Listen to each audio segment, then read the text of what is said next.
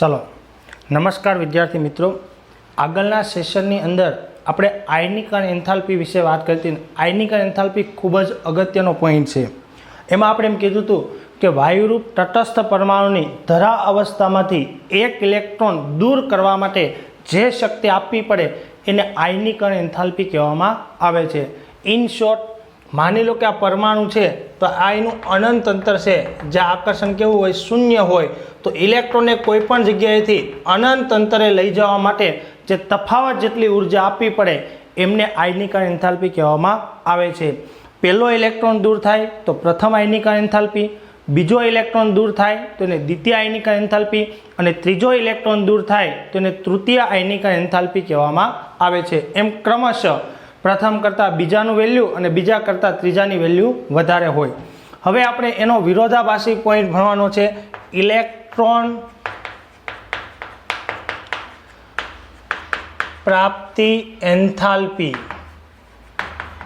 Electron प्राप्ति enthalpy, जो enthalpy एटले एच, फेरफार छे एटले डेल्टा, अने इलेक्ट्रॉन प्राप्ति एटले इलेक्ट्रॉन गेन ईजी, शुं लखाय ईजी, डेल्टा ईजीएस, जेने इलेक्ट्रॉन प्राप्ति एंथाल्पी कहेवामां आवे छे। चलो तो हवे आने आपणे समजीए। तो पहेला तो आपणे एनी व्याख्या आपशुं। ज्यारे वायुरूप तटस्थ परमाणु में एक इलेक्ट्रॉन दाखल थई ऋण आयन बने त्यारे थता एंथाल्पी फेरफार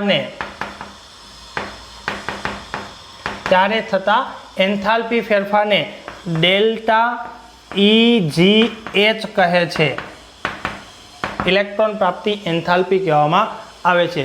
ज्यारे वायुरूप तटस्थ परमाणु में मानी लो कि एक्स एक वायुरूप तटस्थ परमाणु छे, तो एमां एक इलेक्ट्रॉन दाखल थई अने एक्स माइनस बने, शुं बने, एक्स माइनस बने त्यारे थतो एंथाल्पीनो फेरफार एने डेल्टा EGS कहेवामां आवे छे। आपणे एम पण कही शकीए कि आयनिक एंथाल्पी किलो जूल प्रति मोले वपराय। किलो जूल प्रति मोल एटले कि एक मोल एक्स नी अंदर एक मोल इलेक्ट्रॉन दाखल करवो छे त्यारे थतो फेरफार एने आपणे शुं कहीशुं, इलेक्ट्रॉन प्राप्ति एंथाल्पी कहीशुं। हवे पॉइंट नंबर 2, आपणी व्याख्या छे कि तटस्थ परमाणु में एक इलेक्ट्रॉन दाखल करी एक मोल ऋणायन बने त्यारे थतो एंथाल्पी फेरफार। डेल्टा EGS नु मूल्य दर्शावे छे के तत्व केटली सरलताथी इलेक्ट्रॉन ग्रहण करी शके, करी ऋण आयन बनावे छे। तमे जो एना मूल्य उपरथी अनुमान करी शको छो कि तत्व केटली सरलताथी इलेक्ट्रॉन ग्रहण करी शके छे। जेनु डेल्टा EGS नु मूल्य वधारे ऋण हशे ई सरलताथी इलेक्ट्रॉन मेळवशे, अने जेनु ओछुं ऋण हशे ई केवो हशे, सरलताथी इलेक्ट्रॉन मेळवी शकतो हशे नहीं।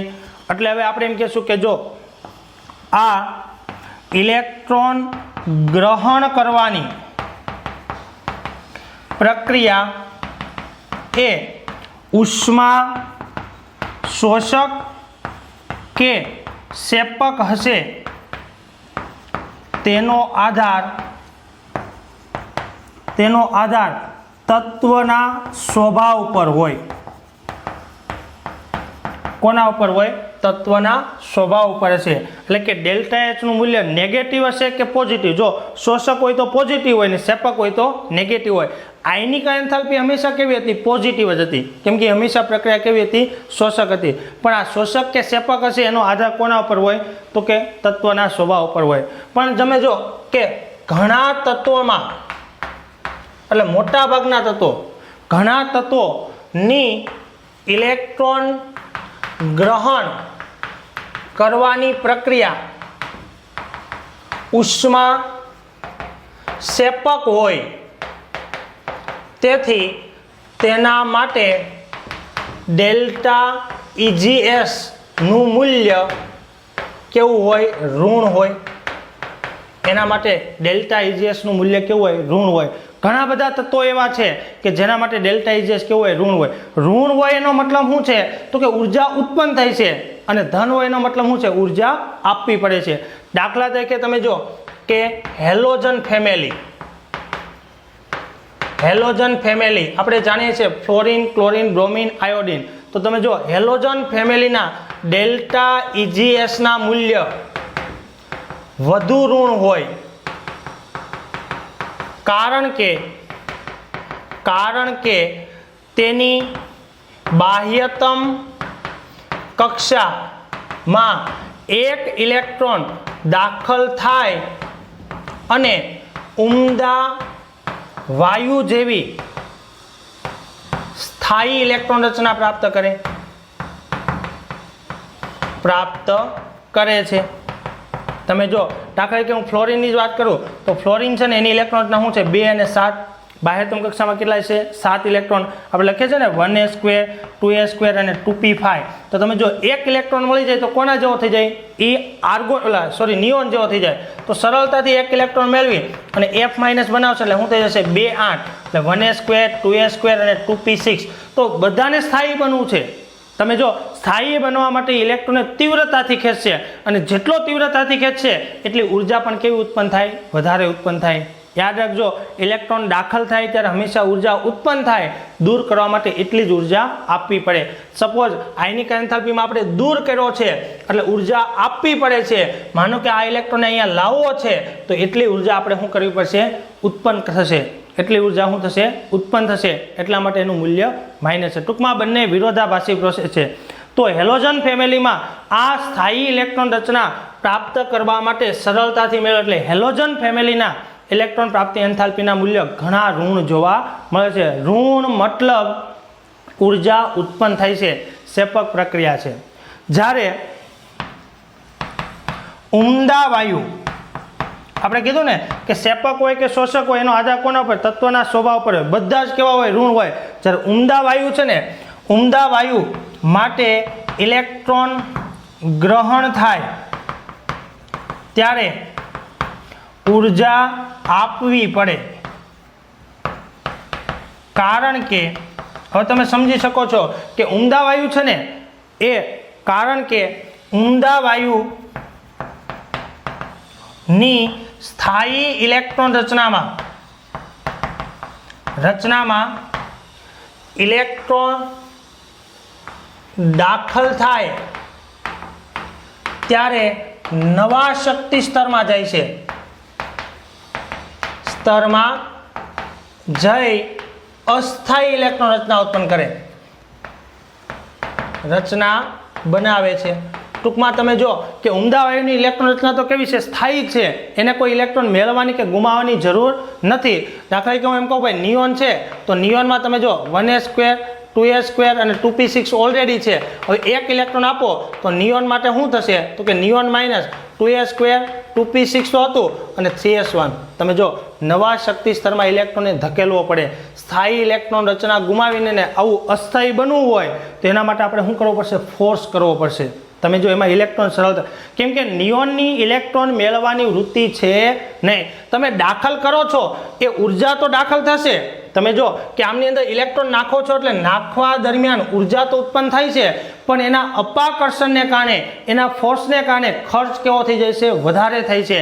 અને વધારે ખર્ચ થવાના કારણે તમે જો કે આમની ઇલેક્ટ્રોન પ્રાપ્તિ એન્થાલ્પી ડેલ્ટા ઇજીએસનું મૂલ્ય કેવું હશે, પોઝિટિવ હશે. ટૂંકમાં જે વિરોધ કરે છે ને એ વિરોધ કેવો હશે, વધારે. અને વિરોધ દરમિયાન ઉર્જાનો શું થશે, ખર્ચો થશે. યાદ રાખજો કે કોઈ પણ ઇલેક્ટ્રોન દાખલ થાય એટલે હંમેશા ઉર્જા ઉત્પન્ન થાય છે, પણ નિષ્ક્રિય વાયુમાં આ જે અપાકર્ષણ દરમિયાન, આ વિરોધ દરમિયાન જે ખર્ચો થાય છે ને એ ઉત્પન્ન થવા કરતાં શું થાય છે, વધી જાય છે. સપોઝ હું એમ કહું કે હું એક દુકાન ચલાવું છું. આ દુકાનની અંદર હું વસ્તુ વેચું છું. માની લો કે મને 10 રૂપિયામાં વસ્તુ મળે છે, હું એને 15 રૂપિયામાં વેચું છું એટલે મને 5 રૂપિયાનો નફો થાય છે. એમ ઇલેક્ટ્રોન દાખલ થાય એટલે હંમેશા ઉર્જા તો ઉત્પન્ન થવાની છે, પરંતુ હવે આ 10 રૂપિયાની વસ્તુ 15માં વેચવા માટે મેં એક દુકાન બનાવી છે. આ દુકાનનું ભાડું છે, એનું લાઇટ બિલ છે, એ ખર્ચો કેટલો છે, એનું મેન્ટેનન્સ કેટલું છે તો કે 7 રૂપિયા. તો એનો મતલબ મને શું થઈ ગઈ, ઓલ ઓવર નુકસાની થઈ કહેવાય. કેમ કે પ્રોડક્ટ વેચીને મને 5 રૂપિયા મળે છે, પરંતુ એની પાછળ જે મેં ખર્ચો કર્યો, એનું પેકિંગ કર્યું છે અથવા એની એડવર્ટાઇઝમેન્ટ કરી છે, એનું ભાડું ચૂકવું છે, લાઇટ બિલ ચૂકવું છે, એનો ખર્ચો 7 રૂપિયા છે, તો ઓલ ઓવર મને 2 રૂપિયાની શું થઈ છે? નુકસાની થઈ છે. એમ નિષ્ક્રિય વાયુની અંદર જ્યારે ઇલેક્ટ્રોન દાખલ થાય ને, તો જો ઇલેક્ટ્રોન દાખલ થાય એ દરમિયાન ઉર્જા ઉત્પન્ન થઈ, માની લો કે 15 ઉત્પન્ન થઈ એટલે માઇનસ, બરાબર. એને વિરોધ કર્યો અસ્થાયી દરમિયાન, આ વિરોધમાં ખર્ચો કેટલો થઈ ગયો? 17નો, તો મને કહો +2. તફાવત જેટલી ઉર્જા આપણે શું કરવી પડશે? આપવી પડશે. એટલે નિષ્ક્રિય વાયુ માટે હંમેશા ઇલેક્ટ્રોન પ્રાપ્તિ એન્થાલ્પીના મૂલ્ય ધન હોય, જ્યારે બાકીના તત્વો માટે કેવા જોવા મળે છે? ઋણ આપણને જોવા મળે છે. ઓકે. ઉમદા વાયુ કઈ બાજુ ગોઠવાયેલા હોય? આવર્ત કોષ્ટકમાં જમણી બાજુ હોય, તેની ડાબી બાજુએ તમે જો આપણું આવર્ત કોષ્ટક છે, આ S વિભાગ, આ D વિભાગ અને આ P વિભાગ, આ શું છે? F વિભાગ. અહીંયા કોણ છે? ઉમદા વાયુ, helium, neon, argon, krypton, xenon અને રેડોન. ઓકે. આ બધાની ઇલેક્ટ્રોન પ્રાપ્તિ ડેલ્ટા EGS કેવા છે? તો કે પોઝિટિવ છે. પણ બાકીના બધા કેવા છે? ઋણ આપણે જોવા મળશે. તમે જો ફ્લોરિન, ક્લોરિન, બ્રોમિન, આયોડિન, એસ્ટેટિન, આ બધાના કેવા હશે? ઋણ હશે. એટલે આવર્ત કોષ્ટકમાં ડાબી બાજુએ ઋણ જોવા મળશે, પણ આ બાજુ આવતા ઋણ મૂલ્ય શું થાય છે? ઘટતા આપણને જોવા મળે છે. તો હવે આવર્તની અંદર અને સમૂહની અંદર કેવો ક્રમ જોવા મળે છે એમના વિશે આપણે વાત કરીએ છીએ. એની પહેલાં આપણે આ સમજાવવું જોઈએ. વાયુરૂપ તટસ્થ પરમાણુમાં એક ઇલેક્ટ્રોન દાખલ થઈ ઋણાયન બને થતા એન્થાલ્પી ફેરફારને ઇલેક્ટ્રોન પ્રાપ્તિ એન્થાલ્પી કહેવાય. એક ઇલેક્ટ્રોન દૂર થાય આપવી પડતી શક્તિને આયનિક એન્થાલ્પી કહેવામાં આવે છે. એનું સમીકરણ છે, મૂલ્ય દર્શાવે છે કે જેટલું ઋણ એટલી વધારે મેળવવાની સરળતા હશે. આમ ઇલેક્ટ્રોન ગ્રહણ કરવાની પ્રક્રિયા શોષક કે સેપક હશે, એનો આધાર તત્વના સ્વભાવ ઉપર હોય. હેલોજન હોય તો ઋણ હોય, ઉમદા હોય તો કેવું હોય? ધન આપણને જોવા મળે છે. આ ઇલેક્ટ્રોન પ્રાપ્તિ એન્થાલ્પીનો એકમ પણ શું છે? કિલો જૂલમાં મપાય છે. અને જો મોલ હોય તો પ્રતિ મોલે માપીએ તો કિલો જૂલ પ્રતિ મોલ તરીકે આપણે એને કરીએ છીએ. આમ વાયુરૂપ તટસ્થ પરમાણુ જ્યારે દાખલ થાય તો હેલોજનમાં સરળતાથી ઇલેક્ટ્રોન ખેંચશે, કેમ કે એને કોના જેવું થવું છે? ઉમદા વાયુ જેવું, નિષ્ક્રિય વાયુ જેવી ઇલેક્ટ્રોન રચના પ્રાપ્ત કરવી છે, માટેનું મૂલ્ય વધારે ઋણ હશે. પણ નિષ્ક્રિય વાયુમાં જ્યારે દાખલ કરશો તો એને તો કોઈના જેવું થવું નથી, એટલે મુશ્કેલ હશે, એનો વિરોધ કરશે અને વિરોધ દરમિયાન ઉર્જાનો વ્યય થશે. વ્યય થવાના કારણે એનું મૂલ્ય કેવું હોય છે? પોઝિટિવ આપણને જોવા મળે છે. ઓકે. ચાલો હવે આપણે સમૂહને આવર્તની વાત કરીએ.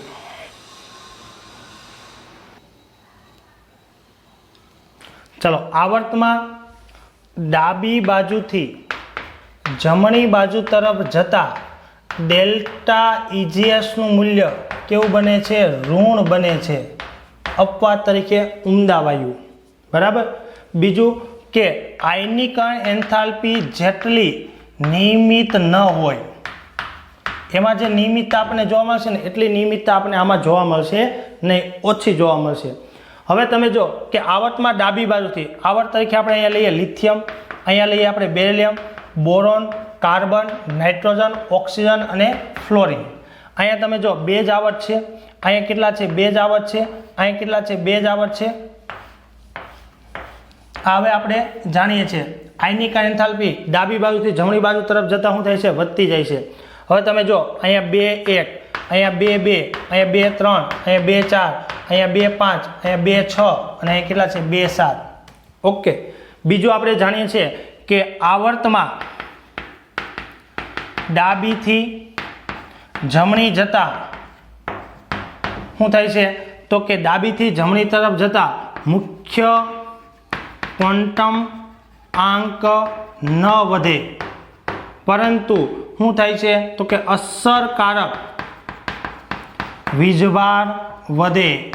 અસરકારક વીજભાર વધે એટલે કદ શું થાય? ઘટે. કદમાં શું થાય? સંકોચન થતું જાય, કદ ઘટે એટલે દાખલ થતો ઇલેક્ટ્રોન વધુ કેન્દ્રની નજીક ગોઠવાય, તેથી વધુ આકર્ષણ માટે તેથી ઉત્પન્ન થતી ઉર્જા કેવી હશે? વધુ. માટે ડેલ્ટા EGS કેવો હશે? વધુ ઋણ હશે. કેવો હશે?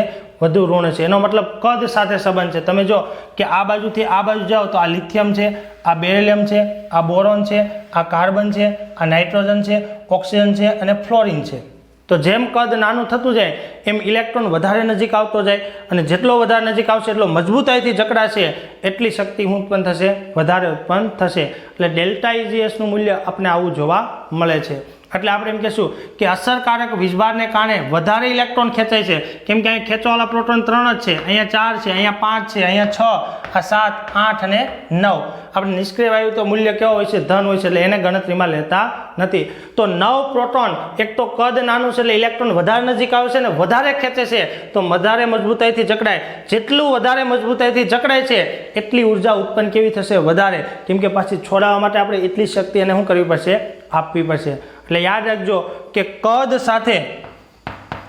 સાથે આયનીકરણ એન્થાલ્પી પણ વ્યસ્ત સંબંધ ધરાવે. એ જ રીતે કદ સાથે ડેલ્ટા ઇજીએસનું મૂલ્ય પણ વ્યસ્ત સંબંધ દર્શાવે છે. આ બંને વ્યસ્ત સંબંધ ધરાવે છે, એનો મતલબ કે ડેલ્ટા આઈએચ ચલે છે, શું આવશે, ડેલ્ટા ઇજીએસ, પણ એનું મૂલ્ય કેવું હશે, ઋણ ખાલી ઉત્પન્ન થવું દર્શાવે છે. જેટલી આયનીકરણ એન્થાલ્પી વધારે છે એટલો ડેલ્ટા ઇજીએસ કેવો હશે, વધારે ઋણ આપણને જોવા મળશે. એટલે કદ સાથે પણ સંબંધિત આપણને જોવા મળે છે. હવે આમની અંદર ચોપડીમાં મેન્શન નથી કર્યા, પણ અપવાદની વાત કરીએ આપણે.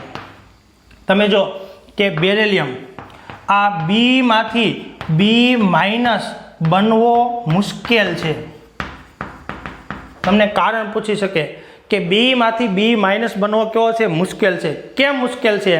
કારણ કે તમે જો બેરિલિયમ 1s², 2s² છે, બેરિલિયમનો પરમાણુ ક્રમાંક 4, પણ હવે અહીંયા જો 1s², 2s² અને શું બનશે, 2p1. તો પી કક્ષકમાં દાખલ થતો ઇલેક્ટ્રોન એનો શું થશે, વિરોધ થશે. એસ કક્ષકમાં સરળતાથી ઇલેક્ટ્રોન દૂર થાય, પણ પી કક્ષકમાં એનો શું થશે, વિરોધ થશે, અને વિરોધ દરમિયાન શું થશે, અમુક ઉર્જા ખર્ચ થશે. એટલે યાદ રાખજો કે બી માઇનસ કેવો હોય, અસ્થાયી અથવા તો બનતો નથી. તમને એક પૂછે કે બી માઇનસ બનશે, તો બી માઇનસ બનતો નથી. શું કામ? કેમ કે 2s² એ સ્થાયી ઇલેક્ટ્રોન રચના એને પ્રાપ્ત કરી છે. હવે વધારે ઇલેક્ટ્રોન દાખલ કરશો તો નવી પી કક્ષકમાં દાખલ થાય તો એમાં હંમેશા શું થાય, વિરોધ થાય. જે આયનીકરણ એન્થાલ્પીમાં અપવાદ હતો એવો જ અપવાદ આપણે બેરિલિયમમાં જોવા મળશે. એ જ રીતે એનમાંથી n માઇનસ બનવો પણ કેવો છે, મુશ્કેલ છે. કેમ મુશ્કેલ છે? કારણ કે નાઇટ્રોજનમાં જો 1s², 2s² અને 2p3, એટલે પી કક્ષકમાં કેટલી છે, 3 ઇલેક્ટ્રોન છે. અર્ધપૂર્ણ ભરાયેલી ઇલેક્ટ્રોન રચના કેવી હોય, સ્થાયી હોય. કેવી હોય, સ્થાયી. હવે આમાં શું થશે, 1s², 2s² ને 1 ઇલેક્ટ્રોન એટલે શું થાય, 2p4.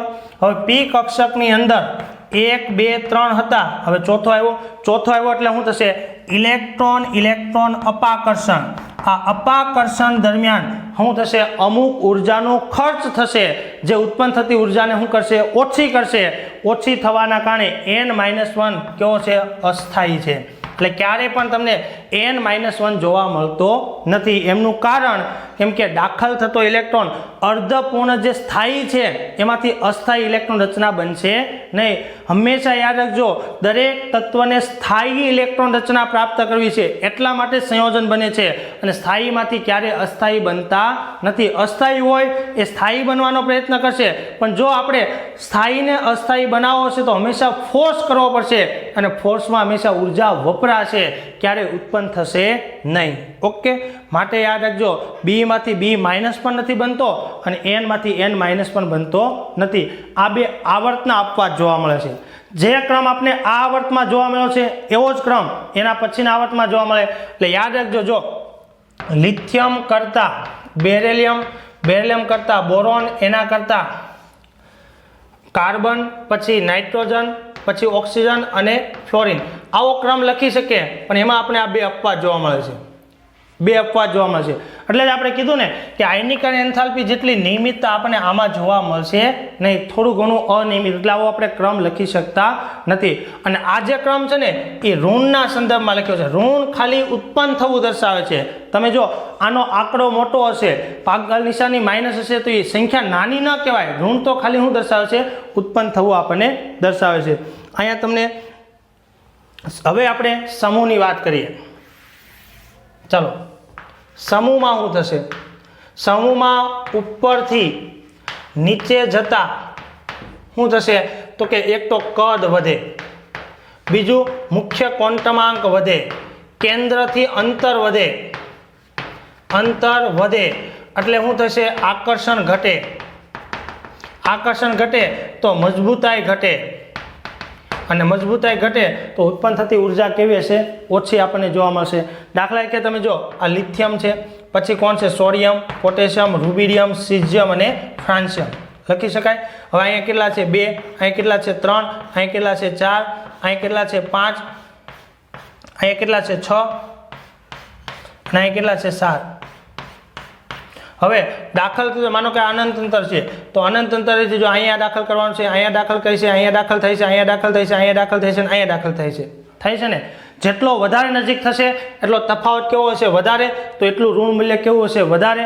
ઉપરથી નીચે તરફ જતા કેન્દ્રથી ઇલેક્ટ્રોન દૂર દાખલ થાય છે તો જકડાયેલો કેવો હશે ઓછો મજબૂતાઈથી, અને બીજું સ્ક્રીનિંગ અસર પણ અસર કરશે એટલે આ ઇલેક્ટ્રોન કેન્દ્ર પ્રત્યે એટલો બધો આકર્ષિત હશે નહીં, માટે ઉત્પન્ન થતી ઉર્જા પણ કેવી હશે ઓછી હશે. માટે આપણે લખશું કે ઉપરથી નીચે જતા ડેલ્ટા EGS ઓછો ઋણ બને,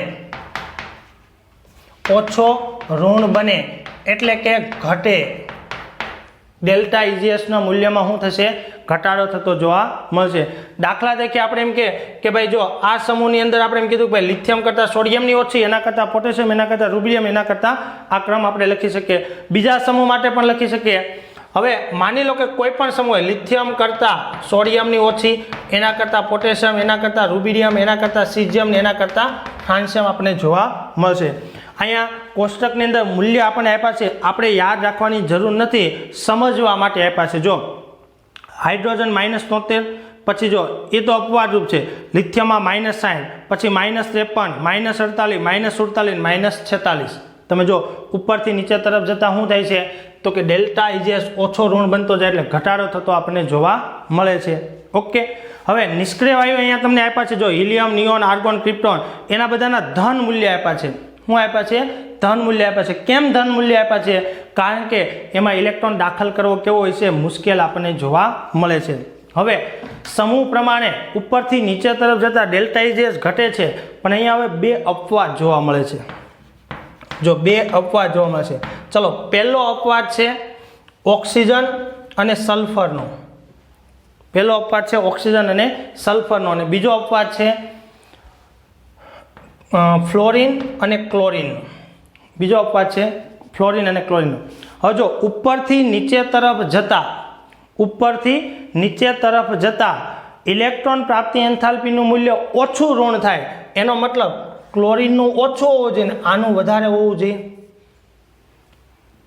જોઈએ ને. એટલે આપણે અહીં કારણ સમજીએ કે જો ફ્લોરિન કરતાં ક્લોરિનનું ડેલ્ટા EGS વધુ ઋણ છે, આને આપણે કારણ સ્વરૂપે સમજાવવાનું છે. બરાબર, ખરેખર કેવું હોવું જોઈએ? ઓછું ઋણ હોવું જોઈએ, પણ ફ્લોરિન કરતાં ક્લોરિનનું ડેલ્ટા EGS કેવું છે? વધારે ઋણ આપણને જોવા મળે છે. હવે આપણે સમજજો. ચાલો, હવે ફ્લોરિન છે ને, ફ્લોરિન એની ઇલેક્ટ્રોનના 1s2, 2s2 અને 2p5 છે. એટલે જો ફ્લોરિનમાં આ 1s નામની કક્ષક, પછી આ 2s નામની કક્ષક અને આ 2p નામની કક્ષક, આવું હશે. હવે જો આમાં કેટલા ઇલેક્ટ્રોન છે? 2. આમાં કેટલા ઇલેક્ટ્રોન છે? 2. આમાં 2 અને આમાં 1. આ રીતે હશે. આ ફ્લોરિનની ઇલેક્ટ્રોન રચના છે. હવે ક્લોરિનની વાત કરીએ તો ક્લોરિન માટે શું થશે? 1s2, 2s2, 2p6, 3s2 અને 3p5 આવું થશે. ઓકે, તો હવે એના માટે આપણે લખીએ તો જો આ S કક્ષક, આ પણ S કક્ષક અને આ પણ S કક્ષક. અહીંયા શું હશે? P કક્ષક અને આ પણ શું હશે? P કક્ષક. આવું હશે. હવે જો અનંત અંતરેથી એક ઇલેક્ટ્રોન દાખલ કરવાનો છે એટલે એક ઇલેક્ટ્રોન અહીંયા આવશે. બરાબર, અનંત અંતરથી એક ઇલેક્ટ્રોન, આમાં જો આ 2, 4, 6, 8, આ 10, આ 12, આ 14, 16 અને આ 17 આવું હશે. હવે આમાં ઇલેક્ટ્રોન છે એ ક્યાં આવશે? અહીંયા આવશે. હવે જો ખરેખર શું થાય છે? ઇલેક્ટ્રોન અહીંયાથી આ બીજા આવર્તમાં આવે છે. ક્યાંથી? ઇન્ફિનિટીવથી બીજા આવર્તમાં આવશે. તો તફાવત કેવો છે? વધારે. તો એમાં ઉત્પન્ન કેવી થાય? વધુ. કેવી થાય? ઉત્પન્ન વધુ. માની લો કે ઉત્પન્ન થાય છે 20, સપોઝ ધારી લઈએ છીએ આપણે કેટલી ઉત્પન્ન થાય છે 20, અને ઉત્પન્ન થાય છે એટલે મેં શું લખ્યું છે માઇનસ.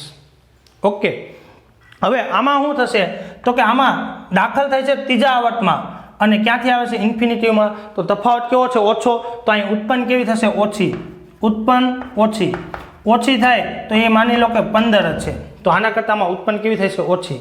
પણ હવે શું થશે, અહીં દાખલ થતો ઇલેક્ટ્રોન છે ને 2p કક્ષકમાં આવે છે અને અહીં દાખલ થતો ઇલેક્ટ્રોન કેવો છે 3p કક્ષકમાં. આપણે ચેપ્ટર નંબર 2માં ભણ્યા છીએ કે હંમેશા જેમ જેમ મુખ્ય ક્વોન્ટમાંક વધે ને એમ કક્ષા વધતી જાય. હવે મને કહો કે આ 1s કક્ષક આ રીતે વીંટળાયેલી છે, એના પર 2s હોય, એના પર 3s હોય, તો 1s કરતાં 2s કદમાં કેવી હોય મોટી, 2s કરતાં 3s કદમાં કેવી હોય મોટી. તો અહીં મેં દર્શાવ્યું છે, તમે જો કે અહીંયા આ 2p છે, 2p કરતાં 3p હંમેશા કેવી છે મોટી. આમાં sમાં પણ એવું છે, જો અહીં 1s નાની છે એના કરતાં 2s કેવી છે મોટી, 1s કરતાં 2s મોટી અને 2s કરતાં 3s મોટી. તો તમે જો જેમ જેમ કક્ષા ક્રમાંક વધતો જશે, કક્ષાનો મુખ્ય ક્વોન્ટમાંક વધતો જશે એમ એનું કદ વધતું જશે. શું થશે, કદ વધતું જશે. હવે આપણે એક ઉદાહરણ આપીએ. માની લો કે એક 10 બાય 10 નો રૂમ છે, 10 લંબાઈ છે અને 10 પહોળાઈ છે, 10 ફૂટ લંબાઈ ને 10 ફૂટ પહોળાઈ છે, 10 બાય 10 નો રૂમ છે. એમાં અત્યારે એક વ્યક્તિ રહી રહ્યો છે, એક વ્યક્તિ રહી છે. હવે માની લો કે કોઈ વ્યક્તિ ત્યાં રહેવા માટે આવે છે, તો હવે જો 10 બાય 10 ના રૂમમાં આ વ્યક્તિને શું પડતી હોય, સાંકળ પડતી હોય. આ એક વ્યક્તિ છે એને પણ પૂરું વ્યવસ્થિત રહી શકાતું હોય નહીં, તો આવનાર બીજા ઇલેક્ટ્રોન એટલે કે બીજા વ્યક્તિનો એ શું કરશે, વિરોધ કરશે. કેવો કરશે, વિરોધ કરશે. એનો મતલબ શું થયો તો કે આવનાર ઇલેક્ટ્રોન જે આમાં આવે છે એનો વિરોધ કરશે, એ વિરોધ દરમિયાન અમુક ઉર્જાનો ખર્ચ થશે, અમુક ઉર્જાનો ખર્ચ થશે. આ વિરોધ દરમિયાન માની લો કે 12 ઉર્જા વપરાણી. કેટલી, 12 ઉર્જા વપરાણી. હવે 12 ઉર્જા વપરાણી, ઉત્પન્ન કેટલી થઈ હતી તો કે 20 આવે છે, એટલે એના લીધે ભાડું કેટલું આપે છે તો કે માની લો કે 20 રૂપિયા આપે છે. હવે એની પાછળ વિરોધમાં ખર્ચો કેટલો થઈ ગયો 12 નો, એટલે +12, તો તફાવત કેટલો આવ્યો તો કે 8 નો, સોરી કેટલી વધી -8. ટૂંકમાં એટલો ફાયદો થયો આપણને. ઓકે, હવે માની લો કે બીજો રૂમ છે ને 20 બાય 20 નો છે, કેમ કે 2p કરતાં 3p કેવી છે 20 બાય 20. હવે એક ઇલેક્ટ્રોન એમાં રહી છે, હવે એમાં બીજો ઇલેક્ટ્રોન ઓલરેડી આવે છે એટલે એ પણ શું કરશે, વિરોધ કરશે. પણ જેટલો વિરોધ આ કરશે એટલો વિરોધ આ નહીં કરે. શું કામ નહીં કરે, કેમ કે એની રૂમ કેવી છે, મોટી છે. આને શું કામ વિરોધ કરવો પડ્યો તો કેમ કે એની રૂમ નાની હતી, આને રૂમ મોટો છે એટલે વિરોધ એટલો બધો થશે નહીં. આ વિરોધ દરમિયાન એ કેટલો તો કે માની લો કે ખાલી 5 નો જ ખર્ચો કરે છે. તો એની પાસે કેટલી છે તો કે 15, 5 નો ખર્ચો કરે તો વધી કેટલી -10. સમજ પડે છે બરાબર. તમે જો કે નાનો રૂમ ધરાવતો વ્યક્તિ ભલે આવનાર ઇલેક્ટ્રોન ભાડું વધારે આપે છે પણ એ દરમિયાન એ વિરોધ વધારે કરે છે એટલે ખર્ચો વધારે થાય છે, તો ઓલ ઓવર નફો કેવો છે, ઓછો છે. જ્યારે અહીંયા વિરોધ કેવો થાય છે, ઓછો થાય છે. સમજી લો ને કે એક વ્યક્તિ છે ને એ વસ્તુ મોંઘી વેચે છે, એને તફાવત વધારે મળે છે, વધારે ફાયદો થાય છે, પણ સામે ખર્ચો પણ કેવો કરે છે, વધારે કરે છે. અને ખર્ચો એટલો બધો કરે છે કે ઓલ ઓવર નફો કેવો થશે, ઘટી જશે. એમ આમાં પણ એવું થશે. એટલે આપણે એનું કારણ આપી શકાય કે ફ્લોરિનની 2p કક્ષકમાં દાખલ થતા ઇલેક્ટ્રોન કરતાં ક્લોરિનની 3p કક્ષકમાં દાખલ થતા ઇલેક્ટ્રોનમાં ઇલેક્ટ્રોન વચ્ચેનું અપાકર્ષણ કેવું હોય, ઓછું હોય. અને ઓછું હોય એના કારણે ઉત્પન્ન થતી ઉર્જા કેવી થશે, વધી જશે. માટે ફ્લોરિન કરતાં ક્લોરિનની ઇલેક્ટ્રોન પ્રાપ્તિ એન્થાલ્પીનું મૂલ્ય વધારે ઋણ હોય. તમે જો કે ઉત્પન્ન હંમેશા ઓલ ઓવર થાય, ખર્ચ 12 થઈને ઉત્પન્ન થશે, ખાલી ઉત્પન્ન થયું ગણાય નહીં. ખરેખર ફ્લોરિનમાં દાખલ થતા દરમિયાન ઇલેક્ટ્રોન જે ઉર્જા ઉત્પન્ન કરશે એ વધારે જ હોય, પણ ઓલ ઓવર ગણશું તો કેવી થશે, ઓછી થશે. આપણે કારણ સ્વરૂપે જોવા મળ્યું છે. જો ઓક્સિજનને ફ્લોરિનમાં ઇલેક્ટ્રોન પ્રવેશે ત્યારે ઉમેરેલા નીચા શક્તિ સ્તરમાં જાય છે, અગાઉથી હાજર રહેલા વિશેષ અપાકર્ષણ થાય. આમાં અપાકર્ષણ કેવું થાય, વધારે. જ્યારે ઊંચા શક્તિ સ્તરમાં પ્રવેશેલ ઇલેક્ટ્રોનમાં અવકાશમાં મોટો વિસ્તાર મળે છે, એટલે કે એને વિસ્તાર કેવો મળશે, મોટો. ત્યાં ઇલેક્ટ્રોન અપાકર્ષણ કેવું હોય, ઓછું હોય. અને ઓછા અપાકર્ષણને કારણે ખર્ચ કેવો થશે, ઓછો થશે. સમજ પડે છે. એટલે યાદ રાખજો, આમાં જો આવર્તમાં 2 અપવાદ બેરિલિયમ અને નાઇટ્રોજન, આમની અંદર આ અપવાદ જોવા મળશે. હવે જેવી સિચ્યુએશન ફ્લોરિન અને ક્લોરિનની થઈ છે એવી જ કોની આવશે ઓક્સિજન અને સલ્ફરમાં. તમે જો ઓક્સિજનમાં શું થશે તો કે ઓક્સિજનમાં 2 ઇલેક્ટ્રોન આમાં આવશે, 2 ઇલેક્ટ્રોન અહીંયા આવશે અને પી કક્ષકમાં કેટલા હશે 4, 1 2 3 ને 4. પછી સલ્ફરની વાત કરીએ તો સલ્ફરમાં શું થશે 1s 2s અને 3s બરાબર. આની પી મોટી હશે, આની પી કેવી હશે નાની હશે. હવે જો આમાં 2 4 6 8 10 12 અહીંયા 14 15 અને 16. હવે દાખલ થતો ઇલેક્ટ્રોન જો આમાં દાખલ થાય તો શું થશે મોટા કદને કારણે અપાકર્ષણ ઓછું, આમાં અપાકર્ષણ કેવું હશે વધારે. જો નીચા શક્તિ સ્તરમાં કદ નાનું હોવાના કારણે અપાકર્ષણ વધારે થશે એટલે ખર્ચ વધારે થશે એટલે એનો વિરોધ વધારે થશે એટલે ઉત્પન્ન થતી ઉર્જા કેવી થઈ જશે ઓછી, જ્યારે આમાં આવી થશે. ઓકે, તો જે કારણ આપણે ફ્લોરિન અને ક્લોરિનમાં સમજાવી શકીએ એ જ વસ્તુ આપણે આમની અંદર સમજાવી શકીએ છીએ. તો ઇન શોર્ટ હવે તમને પ્રશ્ન એવો થાય કે ભાઈ ફ્લોરિન કરતાં ક્લોરિનની ઇલેક્ટ્રોન પ્રાપ્તિ એન્થાલ્પી વધારે ઋણ છે તો એના કરતાં બ્રોમિનની વધારે નહીં હોય. પણ હવે જો કે હું એમ કહું કે હું વ્યક્તિ છે ને જ્યારે 10x10ની રૂમમાં રહેતો હોય ત્યારે વધારે તકલીફ હોય.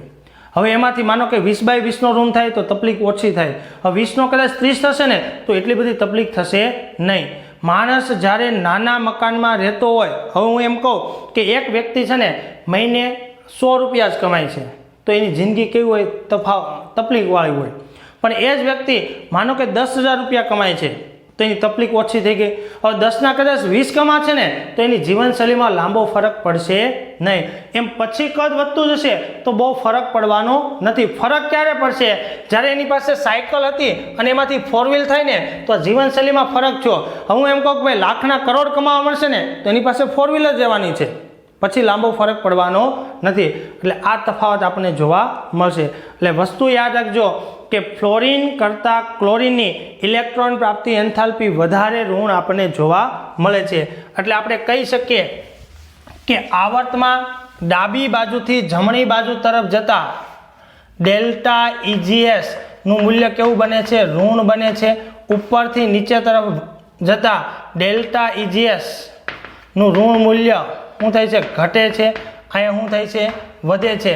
તો મને કહો આ બાજુ આવીએ તો અહીંયા 17મા સમૂહમાં ફ્લોરિનની ઇલેક્ટ્રોન પ્રાપ્તિ એન્થાલ્પી કેવી હોવી જોઈએ સૌથી વધુ. પણ આપણે અપવાદ જોયો કે ફ્લોરિન કરતાં કોની વધારે છે ક્લોરિનની. તો તમને પૂછે ને કે ભાઈ આવર્ત કોષ્ટકમાં સૌથી વધુ ઇલેક્ટ્રોન પ્રાપ્તિ એન્થાલ્પી કોની હોય ક્લોરિનની હોય. સૌથી વધારે કોની હોય. જો આ બાજુથી આ બાજુ જઈએ તો શું થાય વધે, ઉપરથી નીચે તરફ જતા ઘટે છે. એનો મતલબ નીચેથી ઉપર જઈએ તો શું થાય વધે. એટલે આ બાજુ વધે તો આ કોર્નરમાં સૌથી વધારે હોવી જોઈએ ને. નિષ્ક્રિય વાયુ તો અપવાદ છે જે બધા ધન મૂલ્ય છે તો સૌથી વધારે ફ્લોરિનની હોય છે. પણ ફ્લોરિન કરતાં કોની વધારે છે ક્લોરિનની છે. એટલે યાદ રાખજો આવર્ત કોષ્ટકમાં ડેલ્ટા EGS નું મૂલ્ય સૌથી વધારે ક્લોરિનનું હોય. તમને એમ પૂછે આયનિક એન્થાલ્પી સૌથી વધારે કોની તો કે હિલિયમની હોય. કેમ કે જો આ બાજુથી આ બાજુ જાઓ તો આયનિક એન્થાલ્પી શું થાય છે વધે છે. ઉપરથી નીચે તરફ જતાં ઘટે એટલે નીચેથી ઉપર જશો તો શું થશે વધે. વધે તો આ કોર્નરમાં કોણ આવશે હિલિયમ આવશે. એટલે યાદ રાખજો આયનિક એન્થાલ્પી હિલિયમની વધારે હોય અને ઇલેક્ટ્રોન પ્રાપ્તિ એન્થાલ્પી ક્લોરિનની વધારે હોય. કદના સંદર્ભમાં લઈએ તો કદ પણ કોનું હશે હિલિયમનું સૌથી નાનું આપણને જોવા મળશે. સૌથી મોટું કોનું આવશે સિઝિયમનું. કેમ કે ઉપરથી નીચે તરફ જતાં કદ વધે, આ બાજુથી આ બાજુ જઈએ તો ઘટે, તો આ બાજુ વધે તો સૌથી મોટું કદ સિઝિયમ અથવા કોનું આવશે ફ્રાન્સિયમનું આવશે. તો આ રીતે આપણે એની શું કરી શકીએ સરખામણીઓ કરી શકીએ છીએ. ઓકે, તો ઇલેક્ટ્રોન પ્રાપ્તિ એન્થાલ્પી અને એના સંદર્ભમાં આપણે થિયરી આપી છે બરાબર સમજો. આયનિક એન્થાલ્પી પણ અગત્યનું છે અને ઇલેક્ટ્રોન પ્રાપ્તિ એન્થાલ્પી પણ અગત્યનો પોઈન્ટ આપણને આપેલો છે. કારણ સ્વરૂપે તમને પૂછી શકે, વ્યવસ્થિત અભ્યાસ કરજો. ચાલો, ફોસ્ફરસ સલ્ફર ક્લોરિન અને ફ્લોરિનમાં કોની ઇલેક્ટ્રોન પ્રાપ્તિ એન્થાલ્પીનું મૂલ્ય સૌથી વધુ ઋણ અને કોનું સૌથી ઓછું ઋણ હશે તે સમજાવો. આવું આપણે પૂછ્યું છે. જો હું આપ્યું છે આપણને એક આપ્યું છે ફોસ્ફરસ, પછી બીજું આપ્યું છે સલ્ફર અને ક્લોરિન. ક્લોરિનની ઉપર કોણ આપ્યું છે ફ્લોરિન. આપણે આવર્તમાં ક્રમ પ્રમાણે લખ્યું. સૌથી ઓછું સૌથી વધારે કોનું. હમણાં કહો આવર્તમાં ડાબી બાજુથી જમણી બાજુ તરફ જતા ઋણ મૂલ્ય શું થાય વધે બરાબર. અહીંથી ઉપરથી નીચે આવે તો શું થાય ઘટે. તો ખરેખર વધારે કોનું હોવું જોઈએ ફ્લોરિનનું. પણ આ શું છે અપવાદ. આ શું છે અપવાદ. તો સૌથી વધુ કોનું થશે સૌથી વધુ Cl નું થાય ને. બરાબર, અને સૌથી ઓછું કોનું થશે? ફોસ્ફરસનું. કેમ કે આના કરતાં આનું વધારે, એના કરતાં આનું વધારે, અને તમે જાણો છો કે આના કરતાં પણ આનું કેવું છે? વધારે. એટલે સીએલનું સૌથી વધારે છે. પછી બીજા નંબરે કોણ આવશે? ફ્લોરિન આવશે. તમે આમાં જોઈ શકો છો, જો ફ્લોરિનનું -328 અને આનું કેટલું છે? 349, જે સૌથી વધુ છે. બાકીનાનું ઓછું આપણને જોવા મળે છે. ઓકે, આ એમના મૂલ્ય આપણને આપેલા છે. પછી જો એ જ વસ્તુ ઓક્સિજન કરતાં સલ્ફરનું કેવું છે? વધારે. જો આપણે કીધું ને કે ઓક્સિજન કરતાં કોનું વધારે છે? સલ્ફરનું વધારે છે. પછી આપણે ઘટતા ક્રમ જોવા મળે છે. એટલે યાદ રાખજો, આવર્ત કોષ્ટકમાં ઇલેક્ટ્રોન પ્રાપ્તિ એન્થાલ્પી કોની વધારે હોય છે? ક્લોરિનની વધારે આપણને જોવા મળે છે. તો આવો ક્રમ આપણે આવર્ત અને સમૂહની અંદર જોવા મળે છે. બીજી વસ્તુ કે આવર્ત અને સમૂહની અંદર આપણે સેમ વસ્તુ જોવા મળી. તમે જો કે ડાબી બાજુથી જમણી બાજુ તરફ જતાં આયનિક એન્થાલ્પીનું મૂલ્ય વધે છે, એમ ઇલેક્ટ્રોન પ્રાપ્તિ એન્થાલ્પીનું મૂલ્ય પણ શું થાય છે? વધુ ઋણ થતું જોવા મળશે. બંને વિરોધાભાસી ઘટના છે, એટલે એક વધારે પ્લસ હશે તો સામે કેવો હશે? ઋણ હશે. બરાબર, એકમાં ઇલેક્ટ્રોન દૂર કરીએ છીએ તો બીજામાં આપણે શું કરીએ છીએ? ઇલેક્ટ્રોન દાખલ કરીએ છીએ. ઓકે, થિયરી સમજો, ન સમજ પડે તો તમે પૂછી શકો છો. ઓકે, નેક્સ્ટ સેશનમાં આપણે વિદ્યુત ઋણતા વિશે વાત કરીશું.